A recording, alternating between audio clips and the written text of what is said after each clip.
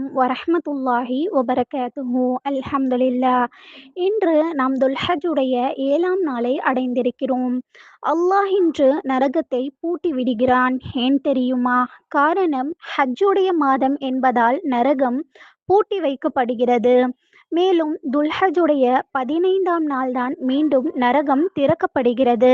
எனவே இந்த நாளில் யார் நோன்பு வைப்பாரோ அல்லாஹ் அவர்களுக்கு சுவனத்தை கொண்டு சுப செய்தி சொல்கிறான்.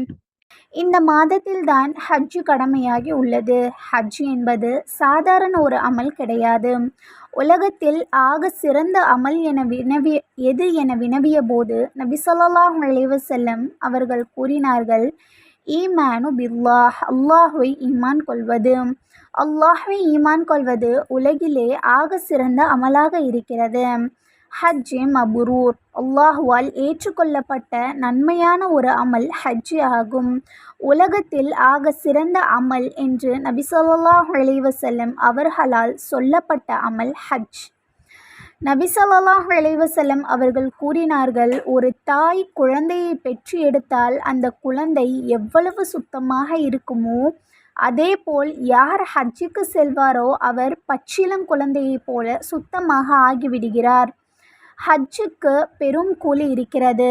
ஏராளமான கூலி சொல்லப்பட்டுள்ளது.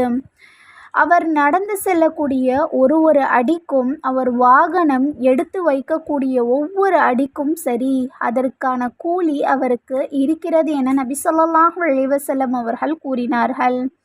ஒருவர் முஸ்லீமானால் அவருடைய முன் செய்த பாவம் அனைத்தும் மன்னிக்கப்பட்டுவிடும்.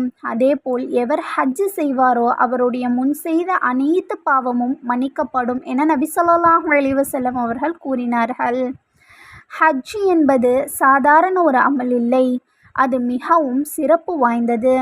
நபி ஸல்லல்லாஹு அலைஹி வஸல்லம் அவர்கள் கூறினார்கள், கியாமத் நாளில் 2 பேர் மிகவும் கஷ்டப்படுவார்கள். முதலாமவர் வசதி இருந்தும் ஜகாத் கொடுக்காதவர். இரண்டாமவர் வசதி இருந்தும் ஹஜ் செய்யாதவர். யார் வசதி இருந்தும் ஹஜ் செய்யாமல் மரணிப்பாரோ அவர் எப்படி வேண்டுமானாலும் மரணிக்கட்டும், அதாவது நஸ்ரானியாகவோ யஹூதியாகவோ இந்த தீனை விட்டு அப்பாற்பட்ட நிலையில் அவர் எப்படி வேண்டாலும் மரணிக்கட்டும் என நபி ஸல்லல்லாஹு அலைஹி வஸல்லம் அவர்கள் கூறினார்கள். நஊது பில்லாஹி மின்ஹா.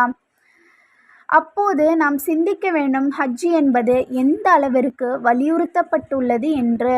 நாம் அல்லாஹ்விடம் ஹஜ் செய்யக்கூடிய பாக்கியத்தை கேட்டுக்கொண்டே இருக்க வேண்டும். அல்லாஹு தஆலா உங்களுக்கும் எனக்கும் அந்த பாக்கியத்தை தந்தருள் புரிவானாக.